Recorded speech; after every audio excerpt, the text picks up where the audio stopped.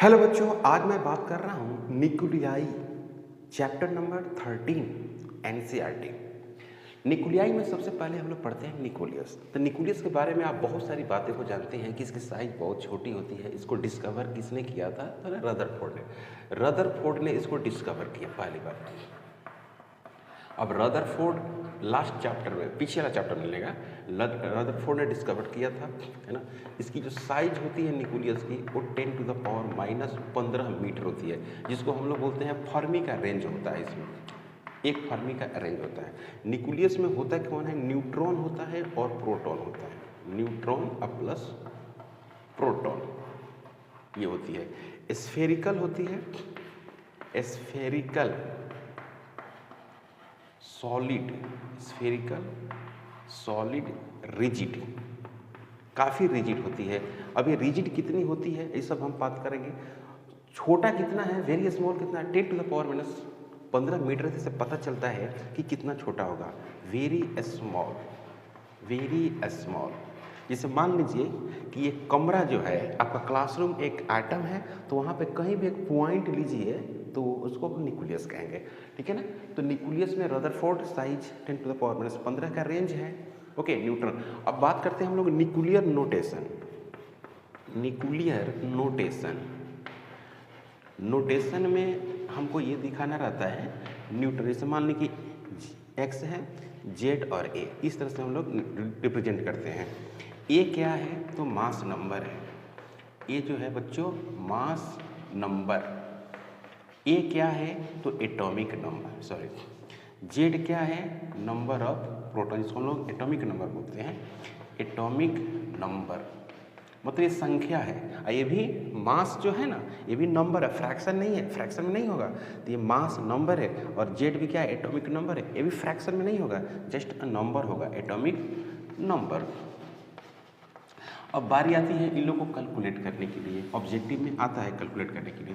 जैसे कि एक्स है, जेड है और ए है, तो जेड को एटॉमिक नंबर के साथ साथ एटॉमिक नंबर, इसी को लिखते हैं नंबर ऑफ प्रोटॉन भी लिखते हैं।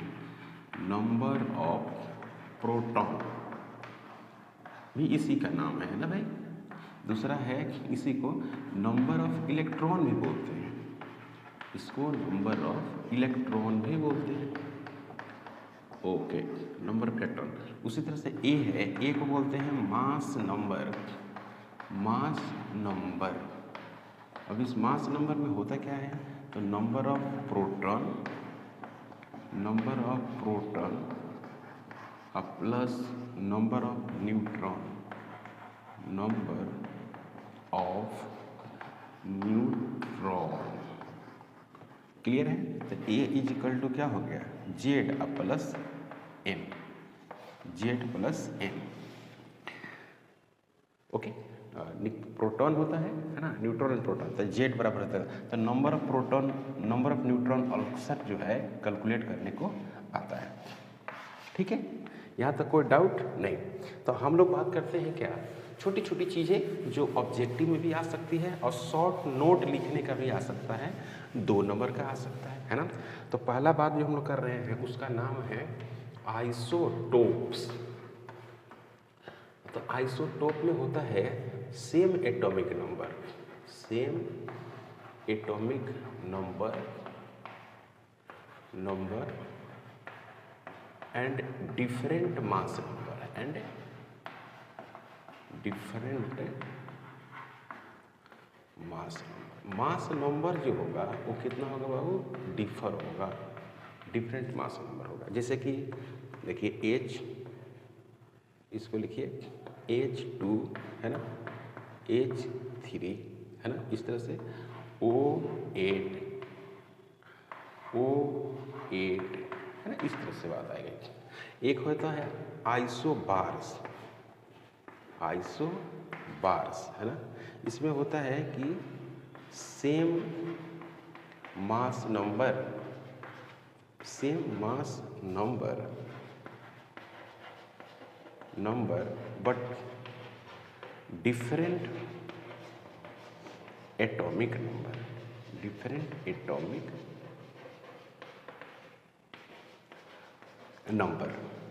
न्यूक्लियस में बहुत सारे पॉइंट को क्या कर दिया है, हटा दिया है, बहुत सारे पार्ट्स को हटा दिया है। इसीलिए इस बात का ध्यान रखना होगा कि न्यूक्लियस में जो पूछेगा वो आपको क्या होगा कि रेडियो एक्टिविटी से नहीं पूछेगा, है ना, रेडियो एक्टिविटी से नहीं पूछेगा। जैसे यहाँ पर है कि ट्राइटियम को लिया जाए तो 1 और 3, और हीलियम को लिया जाए तो क्या हो जाएगा, हीलियम को लिया जाएगा तो यहाँ पर 2 और 3, हीलियम को ऐसे भी लिख सकते हैं। ओके, तो ये देखिए आपको यहाँ पर सेम हो गया मास नंबर, तो 3 और 3 मास नंबर हो गया। एक है आइसोटोन्स, तो याद रखेंगे कि रेडियो एक्टिविटी में हम, मुझे लगता है कि 50% सिलेबस हटा दिया है, याद रखिएगा। ये नहीं कि सब आप पढ़ते हुए जा रहे हैं, ऐसा नहीं करना है, पर मार्क्स कम आएगा। आइसोटोन्स, इसमें होता है different atomic number, different atom लिखिए, different atoms having same number of neutron की संख्या इसमें क्या होगी, सेम होगी। याद रखिएगा न्यूक्लियस में बहुत सारे चैप्टर को ख़त्म कर दिया है, जैसे कि रेडियो एक्टिविटी, इसको हटा दिया है, यह याद रखना होगा आपको। क्लियर है बात ये? तो इसमें जैसे ले लीजिएगा आप लिथियम लीजिएगा, तो लिथियम को लीजिएगा तो यहाँ पर लिखिएगा, लिथियम को लिखिएगा 3 और 4 लिखिएगा, और फिर यहाँ पर लिखिएगा लिथियम 7, और यहाँ पर लिखिएगा बेरिलियम को लिखिएगा 4 और क्या लिखिएगा 8 लिखिएगा। तो इसमें न्यूट्रॉनों की संख्या क्या हो रही है, इसमें 7 -3, और यहाँ पर हो जाएगा इसका भी न्यूट्रॉन कितना हो जाएगा 8 -4, तो ये हो जाएगा 4, ये भी हो जाएगा कितना 4 हो जाएगा। क्लियर है बात यहाँ तक तो कोई डाउट, यहाँ तक कोई डाउट नहीं। ओके, अब यहाँ पर जो होगा, ये हो गया आइसोटोप्स, हो गया आइसोटोन्स, हो गया। अब बात करेंगे हम लोग size of nucleus. Size of nucleus की अगर हम बात करें, साइज ऑफ न्यूक्लियस, तो इसमें आपको पता ही है कि साइज ऑफ न्यूक्लियस जो होता है 10⁻⁻15 मीटर होता है, और जो एटम का साइज होता है, एटम का साइज होता है वो 10⁻⁻10 मीटर का होता है। अब साइज ऑफ न्यूक्लियस की अगर हम बात करते हैं तो इस तरह से है, इसमें क्या है, इसमें नंबर ऑफ न्यूट्रॉन्स हैं और नंबर ऑफ क्या है, प्रोटॉन है। यानी हम ये कह सकते हैं कि इन दोनों का सम क्या होता है, मास नंबर है, यानी मास नंबर है इसमें। ओके, तो जो साइज ऑफ न्यूक्लियस है ऐसे लिखेंगे, size of nucleus, size of nucleus directly proportional क्या हो गया, मास नंबर हो गया। तो साइज का मतलब क्या हुआ, वॉल्यूम, साइज का मतलब है वॉल्यूम डायरेक्टली प्रोपोर्शनल ए होगा। तो यानी 4/3 लिखेंगे, और यहाँ पर लिखेंगे क्या, πr³ डायरेक्टली प्रोपोर्शनल क्या होगा, ए होगा। तो आर का जो क्यूब होगा वो डायरेक्टली प्रोपोर्शनल ए कह सकते हैं। तो ए जो होगा, आर जो होगा वो डायरेक्टली प्रोपोर्शनल ए के पावर 1/3 हो जाएगी। तो आर = जो होगा वो होगा R0 ए के पावर 1/3। यहाँ से बोर्ड में क्वेश्चन आता है, याद रखेंगे, यहाँ से बोर्ड में क्वेश्चन आता है जो काफ़ी इम्पोर्टेंट है।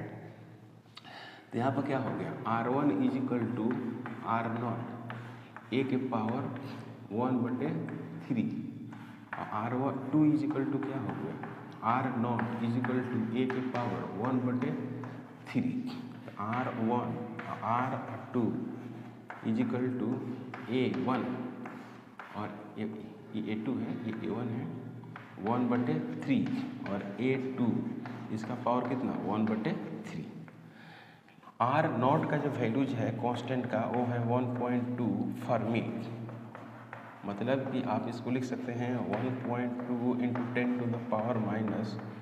10⁻⁻15 मीटर, ऐसे लिख सकते हैं। ओके, अब इसी में आपको लिखना है, ये तो आगे आपका रेडियस आया, रेडियस, तो रेडियस के बाद आपको क्या लिखना होगा, surface area of nucleus, surface area of nucleus. Nucleus की अगर हम बात करते हैं सरफेस एरिया की, तो क्या मिलेगी यार देखिए, एरिया = एरिया है, ये हो गया 4 पाई और r का स्क्वायर, ये हो गया 4 और पाई। आर का वैल्यू कितना है, आर नॉट ए के पावर 1/3, इसका क्या है स्क्वायर है, तो 4 पाई आर नॉट इसका स्क्वायर ए के पावर 2/3, तो ये हो गया आपका एरिया। दूसरा है आपको volume, volume of nucleus, volume of nucleus, तो इसको कैसे लिखोगे भाई, वॉल्यूम ऑफ न्यूक्लियस में लिखिएगा V इज इक्वल टू, यानी वॉल्यूम स्फेरिकल है तो स्फेरिकल है तो 4/3 और लिखेंगे क्या पाई और फिर लिखेंगे r का क्यू, तो ये हो गया आपका volume, volume is equal to 4/3 और फिर हो गया पाई और r का मतलब हो गया ए नॉट यानी आर नॉट ए के पावर 1/3 इसका क्यूब, तो यहाँ पर मिलेगा 4/3 और पाई आर नॉट का क्यूब इंटू ए होगा ओके। अब इतना वॉल्यूम आ गया, तो अब हम लोग मास ऑफ न्यूक्लियस की बात करते हैं। किसकी बात करते हैं भाई, मास, ध्यान दीजिएगा, मास ऑफ न्यूक्लियस। तो न्यूक्लियस के अंदर है कौन, एक तो बेचारा न्यूट्रॉन है, चलिए, और दूसरा कौन है, प्रोटॉन है। तो न्यूट्रॉन है और प्रोटॉन, प्रोटॉन को जेड से सिंबल देते हैं, इसका मतलब है कि इसके अंदर अगर हम बात करें कि मास ऑफ न्यूक्लियस, ये मास ऑफ न्यूक्लियस है, क्या है भाई, मास ऑफ न्यूक्लियस। तो जब मास ऑफ न्यूक्लियस की बात करेंगे तो इसमें क्या करेंगे, मास ऑफ प्रोटॉन बात करेंगे और मास ऑफ क्या करेंगे, न्यूट्रॉन बात करेंगे। मास ऑफ प्रोटॉन आप जानते ही हैं 1.672 इंटू 10⁻⁻27 और मास ऑफ न्यूट्रॉन भी आप जानते हैं, ये हो जाता है 1.674 इंटू 10⁻27। मतलब हम ये कह सकते हैं कि मास ऑफ प्रोटॉन बराबर मास ऑफ न्यूट्रॉन, लगभग ये कितना हो गया, मास ऑफ प्रोटॉन के बराबर हो गया। तो इसका मतलब है कि मास ऑफ जो न्यूक्लियस होगा, मास ऑफ न्यूक्लियस ये हो जाएगा आपको जेड इंटू एम पी हो जाएगा, लगभग दोनों क्या है, बराबर है। तो जेड इंटू एम पी का मतलब हो गया कि अगर हाइड्रोजन होगा तो 1 हो जाएगा, हीलियम हो जाएगा तो यहाँ पर 2 हो जाएगा, और लिथियम हो जाएगा तो यहाँ पर 3 हो जाएगा, इस तरह की अपनी बातें आएगी ओके। तो मास ऑफ न्यूक्लियस, अब यहाँ पर हम जो बात लिखने वाले हैं, सॉरी यहाँ पर ए होगा, ए जेड नहीं होगा, ए। तो देखो हाइड्रोजन हो जाएगा तो यहाँ पर 1 हो जाएगा, ठीक है, हीलियम हो जाएगा तो यहाँ पर कितना हो जाएगा, ए 4 हो जाएगा, 4 इंटू मास ऑफ प्रोटॉन हो जाएगा ओके। अब यहाँ पे जो बात करेंगे हम लोग, तो मास ऑफ न्यूक्लियस बात कर लिया। अब यहाँ पर है कि AMU की बात करते हैं हम लोग, इसका नाम है atomic mass unit, atomic mass unit. इसके कई तरह के सिंबल हैं, तो यू भी सिंबल है इसका। तो इसमें होता क्या है कि स्मॉलेस्ट यूनिट ऑफ मास है, स्मॉलेस्ट यूनिट ऑफ मास, मास का स्मॉलेस्ट यूनिट है ये ओके।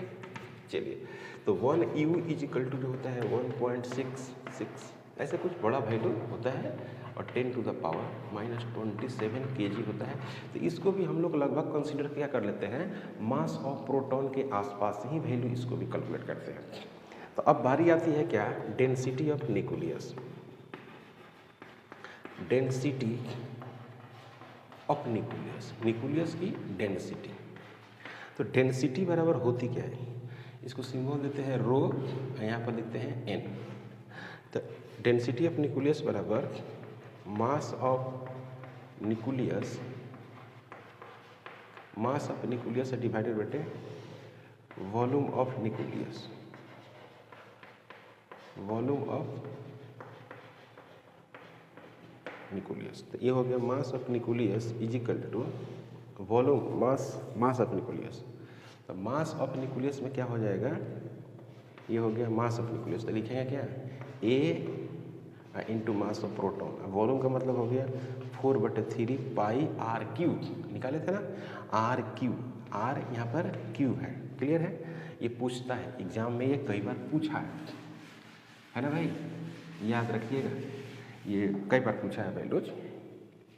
तो यहाँ पर लिखेंगे क्या, रो न्यूक्लियस इज इक्वल टू ए, यहाँ पर लिखेंगे क्या, एम पी डिवाइडेड बाय 4 ऊपर चला जाएगा 3 है ना, ऊपर चलेगा 3 into pi into r cube, मतलब कि आर नॉट इसका क्यूब इंटू ए, तो ए से ए कट जाएगा, तो आर न्यूक्लियस इजिकल टू हो गया 3 MP डिवाइडेड बटे 4 पाई इंटू आर नॉट, इसका वैल्यू क्यूब, ये सभी कांस्टेंट है, तो ये डेंसिटी या न्यूक्लियस क्या हो गया, कांस्टेंट हो गया, does not depend on mass number, does not depends on mass number पर ये डिपेंड नहीं कर रहा है, तो इसमें हम लिख सकते हैं कि ऑलमोस्ट कांस्टेंट होता है, almost constant for every atom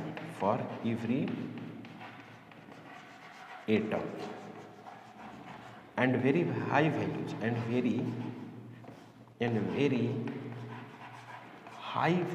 बहुत बड़ी वैल्यू होती है, वेरी हाई वैल्यूज स्टार से हम लोग इसको कंपेयर करते हैं। अगर सभी का जो वैल्यू जो पुट करिएगा ना, तो यह आएगा लगभग 2.3 into 10 to the power 17 kg पर मीटर क्यूब, जो बहुत बड़ी वैल्यूज है। तो इसका जो हम लोग कंपैरिजन करते हैं, जो तुलना करते हैं, वो क्या करते हैं, कोई स्टार से करते हैं जो स्टार बहुत ज़्यादा ब्राइट हो, very high values of the density है। अब हम लोग बात करते हैं मास डिफेक्ट। ये मास डिफेक्ट है क्या, मास डिफेक्ट डेल्टा एम इसको बोलते हैं। इसमें होता क्या है कि यहाँ पर इसको हम लोग बोलते हैं न्यूक्लियन, क्या बोलते हैं, न्यूक्लियन बोलते हैं, ये है न्यूक्लियन। ये न्यूक्लियन है क्या, ये न्यूक्लियन जो है नंबर ऑफ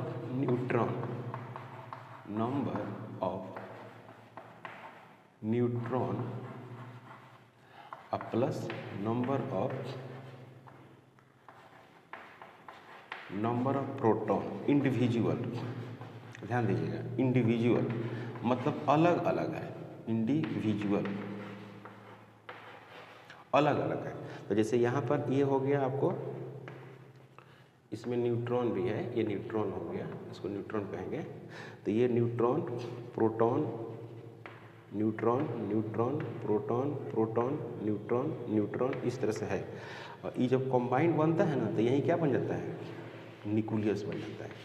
ये क्या बन गया, न्यूक्लियस। तो ये हो गया न्यूक्लियस, ये हो गया न्यूक्लियन।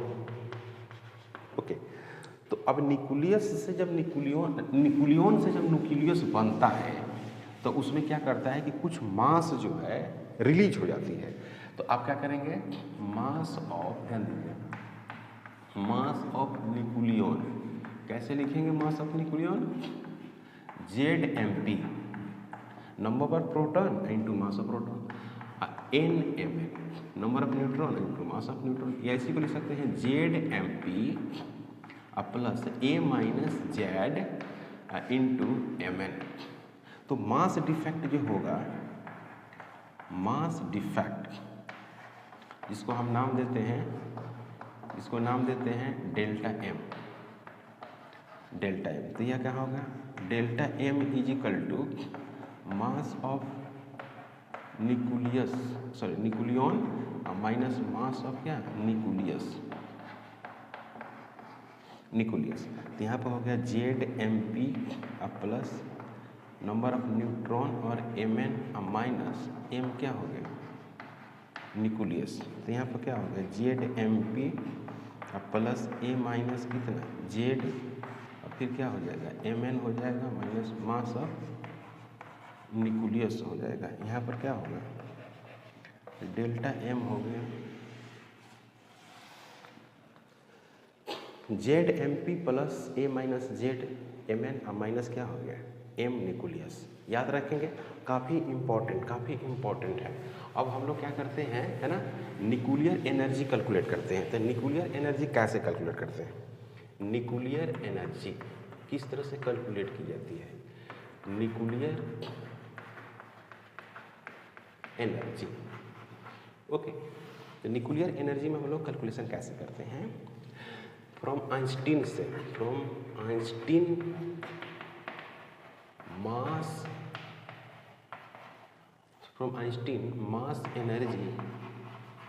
मास एनर्जी इक्वेशन से करते हैं, याद रखिएगा। E बराबर m इंटू सी का स्क्वायर। C आपको पता है 3 इंटू 10⁸ मीटर पर सेकेंड होगा। तो इसी तरह से बाइंडिंग एनर्जी या न्यूक्लियर एनर्जी,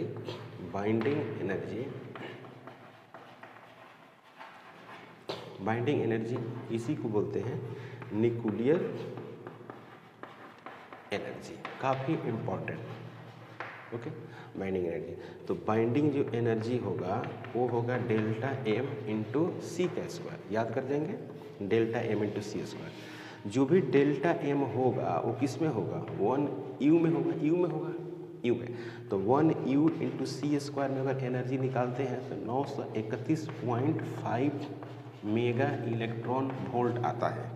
इसका क्या मतलब है, इसका मतलब है बच्चों कि कोई भी एनर्जी अगर कैलकुलेट करते हो ना, जैसे मान लो कि delta m is equal to x u है, ओके, और इसका हम बाइंडिंग एनर्जी अगर हम निकालते हैं तो एक्स यू इंटू सी स्क्वायर लिखना पड़ेगा। तो आप इतने के बदले क्या लिखिएगा, यहाँ पर x रखिएगा, 931.5 क्या करिएगा, मेगा इलेक्ट्रॉन वोल्ट यहाँ पर आपको कर देना है, इसमें कोई डाउट नहीं है।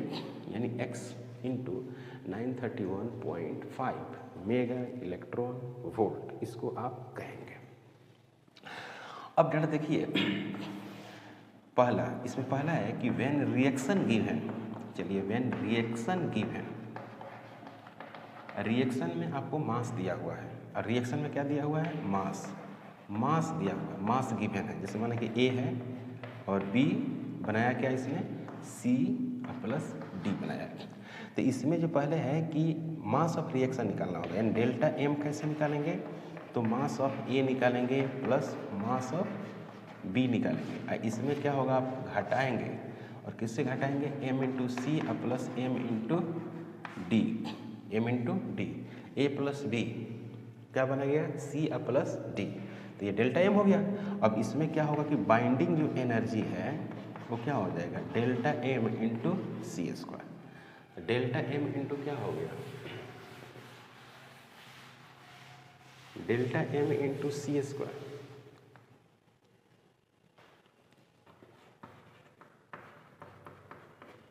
डेल्टा M इंटू सी square, MA plus MB minus यहाँ पर क्या हो गया, MC प्लस M,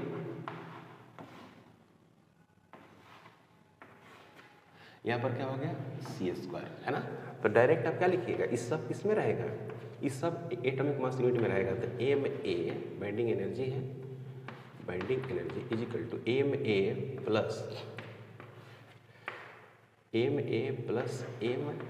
MB, चलिए MA प्लस MB और MC plus MD into u रहेगा यहाँ पर सी स्क्वायर, तो 931.5 और क्या लिखेंगे, मेगा इलेक्ट्रॉन वोल्ट हो गया आंसर।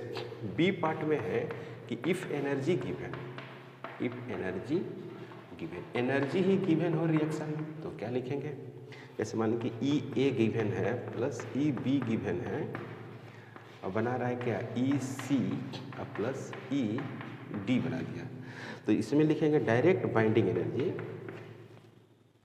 इसमें लिखेंगे कि energy of product minus energy of reactant, यानी energy of product EC plus ED minus EA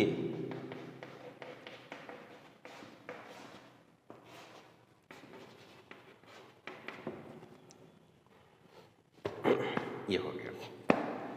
यहाँ पर क्या हो गया, अब यहाँ ये रिएक्शन का बात आ गई। अब हम लोग पढ़ते हैं इसमें बाइंडिंग एनर्जी पर nucleon, binding energy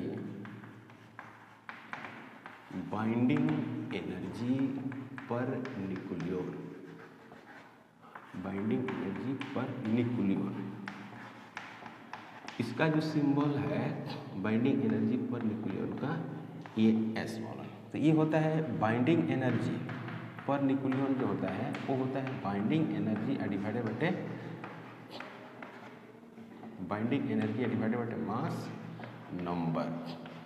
mass number यानी बाइंडिंग एनर्जी पर न्यूक्लियन जो होता है वो होता है बाइंडिंग एनर्जी मतलब कि डेल्टा M इंटू सी का स्क्वायर डिवाइडेड बटे ए। काफ़ी इंपॉर्टेंट है ये। किसको क्या डिटरमाइन करता है? Determine stability of atom. Determine stability of atom. Atom के स्टेबिलिटी को डिटरमाइन करता है। Determine stability of atom. कोई एटम है वो कितना स्टेबल है उसको ये डिटरमाइन करता है बाइंडिंग एनर्जी। इसी में एक और छोटा सा हम लोग पढ़ते हैं जिसका नाम है पैकिंग फ्रैक्शन। तो पैकिंग फ्रैक्शन जो होता है इससे हम लोग ज़्यादा ये इम्पोर्टेंट नहीं है, लेकिन बस ये पढ़ लेना है कि बाइंडिंग एनर्जी यानी active isotopes of the mass होता है ना। पैकिंग फ्रैक्शन ज़्यादा इंपॉर्टेंट नहीं है, ये सब पूछता नहीं है। बाइंडिंग एनर्जी पर न्यूक्लियन पूछता है ना, ये इम्पॉर्टेंट है। तो पैकिंग फ्रैक्शन इसका कोई यूनिट डायमेंशन नहीं होता है। Packing fraction is equal to हो गया डेल्टा M हो गया डिवाइडेड बटे मास नंबर। और डेल्टा M की अगर आप बात करेंगे तो इसमें एक्चुअल आइसोटोप्स मास और मास नंबर होता है। एक्चुअल आइसोटोप मास माइनस मास नंबर डिवाइडेड बटे मास नंबर। इस तरह से वैल्यूज हम लोग इसमें लिखते हैं पैकिंग फ्रैक्शन का।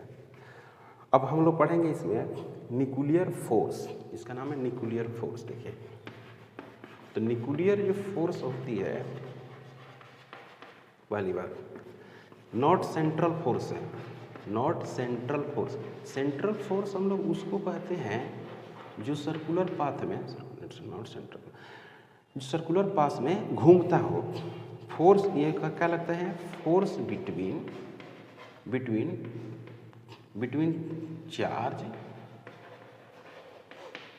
चार्ज एंड बिटवीन मास ऐसा लगता है।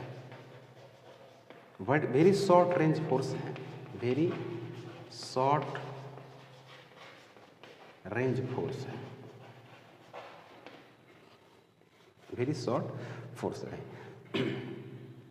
न्यूक्लियर जो फोर्स होती है nuclear force very strong force होती है। इतना स्ट्रॉन्ग फोर्स कोई फोर्स ही नहीं होती। ओके, आपको ऑर्डर में अगर आप जानकारी लेना चाहेंगे तो न्यूक्लियर फोर्स जो है इलेक्ट्रोस्टैटिक फोर्स से ज़्यादा है।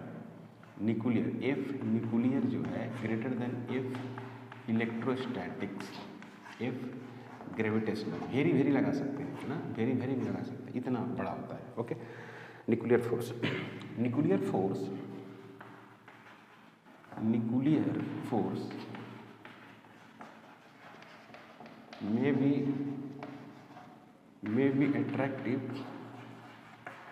may be attractive, repulsive. This is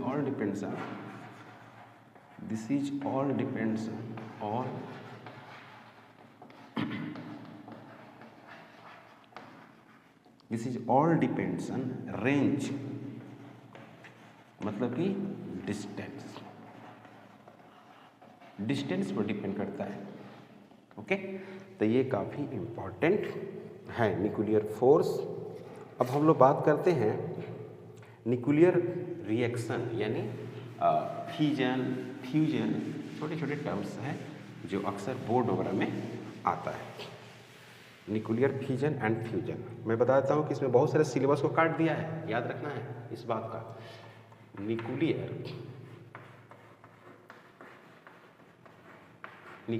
fission, इसमें क्या होता है कि हेवी जो न्यूक्लियस होता है, heavy nucleus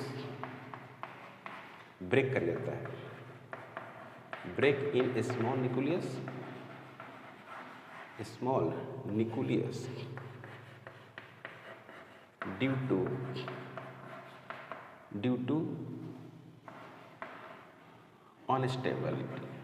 instability, a small nucleus due to instability, and large amount of energy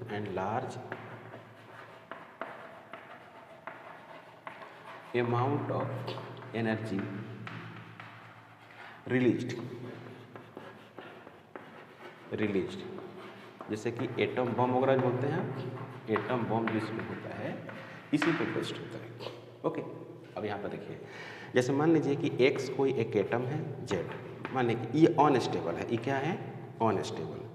तो अनस्टेबल क्यों होता है, कोई भी एटम अनस्टेबल क्यों होता है? अनस्टेबल इसलिए होता है कि उसमें जो न्यूट्रॉनों की संख्या होती है वो ज़्यादा होती है, किससे? प्रोटॉन की संख्या से, तो अनस्टेबल होता है। अब इसमें ये अनस्टेबल है, ठीक है, ये अनस्टेबल है। अब यहाँ पर क्या करते हैं, एक्स जेड ए, इस पर एक न्यूट्रॉन का बम्बार कराते हैं, इसको बोलते हैं बम्बार कराना न्यूट्रॉन का। तो ये क्या बन जाएगा, एक्स जेड और ए प्लस 1 बन जाएगा, ए प्लस 1, और ये हो गया हाईली अनस्टेबल, हाईली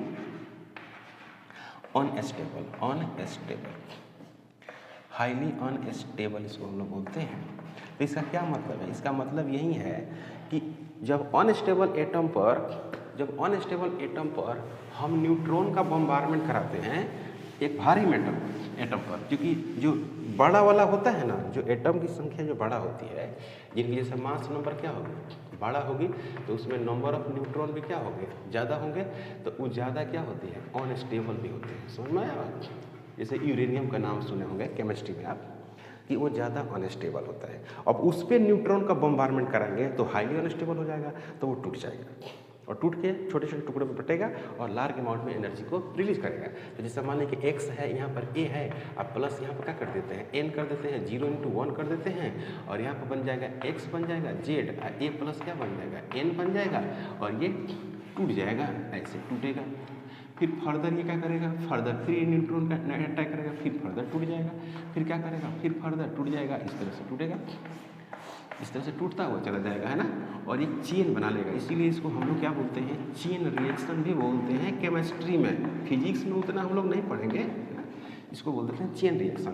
तो ये अनस्टेबल हो गया। तो कहने का मतलब है कि इसका एनर्जी हम लोग कैसे निकाल देंगे, जो बाइंडिंग एनर्जी जो निकालेंगे वो कैसे निकालेंगे, तो आइंस्टीन सर का जो कॉन्सेप्ट है उसी से निकालेंगे। तो डेल्टा m × c का स्क्वायर लिखेंगे।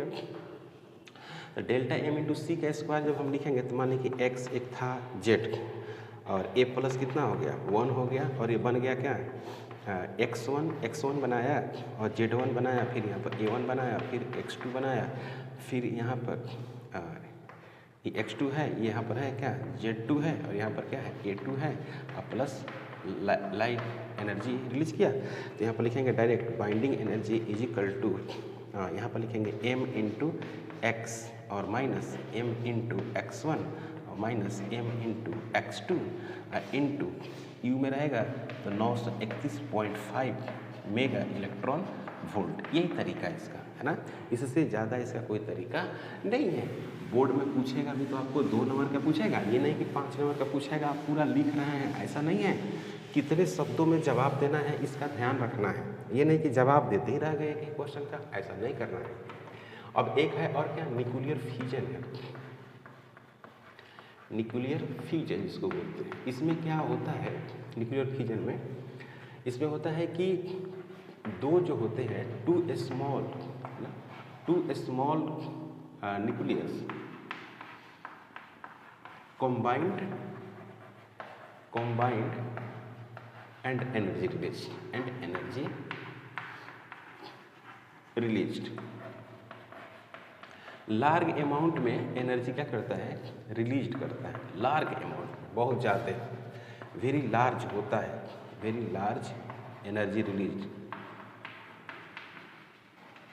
ओके, उसके बाद है यहाँ पर हाइड्रोजन जो है, हाइड्रोजन बम, इस पे बेस्ड है कंसेप्ट पर, और है ना, टेम्परेचर बहुत हाई होता है इसका, टेम्परेचर बहुत ज़्यादा रिलीज करता है, सेम टेम्परेचर ऑफ सन जैसा, टेम्परेचर ऑफ सन। तो इसमें क्या होता है कि छोटे छोटे होते हैं और एक बड़ा बना देता है, जैसे कि 1H1 + 1H1 और ये बना दिया क्या 1 ड्यूटेरियम बना दिया और लार्ज अमाउंट में एनर्जी को रिलीज करेगा। तो इसकी जो एनर्जी होती है, ये एनर्जी लार्ज अमाउंट पे क्या करेगा, एनर्जी को कैलकुलेट करेगा। तो ये हमने पढ़ा, उसका नाम है न्यूक्लियर फ्यूजन, जो काफ़ी इम्पॉर्टेंट है। बता देता हूँ मैं कि आपको न्यूक्लियस में यानी न्यूक्लियाई में बहुत कम पढ़ना है, यह ध्यान रखिएगा। अब यहाँ पर क्या है कि अल्फा और बीटा, तो यहाँ पर हो गया अल्फा एक पार्टिकल है, तो अल्फा पार्टिकल में होता क्या है कि ये इमिट करती है, तो इसका जो चार्ज होता है, चार्ज वो 2 टाइम्स चार्ज ऑफ प्रोटॉन होता है, और जो इसका मास होता है अल्फा का वो होता है 4 टाइम्स मास ऑफ प्रोटॉन होता है। दूसरी बात यह है कि जो स्पीड होती है इसकी, स्पीड वो होती है लेस होती है, लेस देन बीटा होती है, लेस देन बीटा होती है। इसको स्टडी करने के बाद ये हीलियम न्यूक्लियस पाई गई। क्या पाया गया, ये हीलियम न्यूक्लियस है। ओके, तो अल्फा पार्टिकल, इसमें क्या होता है कि अगर एक हम अल्फा पार्टिकल निकालते हैं तो किसी दूसरा एटम जब बनाता है तो इसमें एटॉमिक नंबर से 2 से घट जाता है और मास नंबर में 4 से घट जाता है, एक नया हीलियम न्यूक्लियस देता है, और उसके बाद ये क्या करता है कि लार्ज अमाउंट में एनर्जी भी देता है। तो एनर्जी आपको पता ही है कैसे निकालना है, तो इसमें होगा मास ऑफ एक्स होगा माइनस मास ऑफ वाई होगा माइनस मास ऑफ हीलियम होगा, मास ऑफ हीलियम होगा इंटू 931.5 मेगा इलेक्ट्रॉन वोल्ट कर देंगे। दूसरा है आपको बीटा, ये जो है बीटा पार्टिकल्स, ये पहली बात कि ये निगेटिवली चार्ज पार्टिकल है, और इसका जो हम लोग चार्ज लिखते हैं वो चार्ज ऑफ इलेक्ट्रॉन के बराबर लिखते हैं। इसका जो मास लिखते हैं, मास ऑफ बीटा पार्टिकल वो मास ऑफ इलेक्ट्रॉन के बराबर होता है और निगेटिवली चार्ज पार्टिकल होती है। दूसरा है कि अगर कोई एक एटम है और इसमें से एक बीटा पार्टिकल आप निकाल रहे हैं, तो बीटा पार्टिकल निकाल रहे हैं तो इसके जो नया वाला एटॉमिक नंबर होगा उसमें 1 यूनिट बढ़ जाएगा, मास नंबर रिमेन्स कांस्टेंट रहेगा, और इसको हम लोग ऐसे रिप्रेजेंट करते हैं। और लार्ज अमाउंट क्या करता है, रिलीज एनर्जी करता है। दूसरा है कि गामा रेज है, तो ये रेज है, ये पार्टिकल नहीं है, वेरी फास्ट है, वेरी फास्ट फोटोन है, ये वेरी फास्ट है, फोटोन है, न्यूट्रल है, इस पर कोई चार्ज नहीं होता।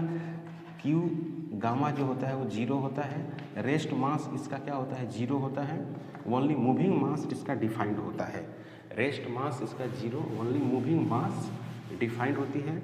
और ये क्या होती है, स्ट्रेट लाइन चलती है, ये स्ट्रेट लाइन में चलती है, स्ट्रेट लाइन इसका पाथ होता है,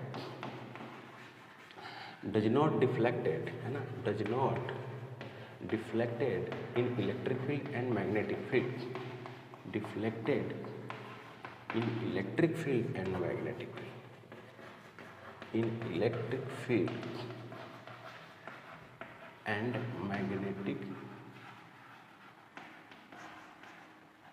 मैग्नेटिक फील्ड। ओके, और स्पीड जो है, speed is same as speed of light, is same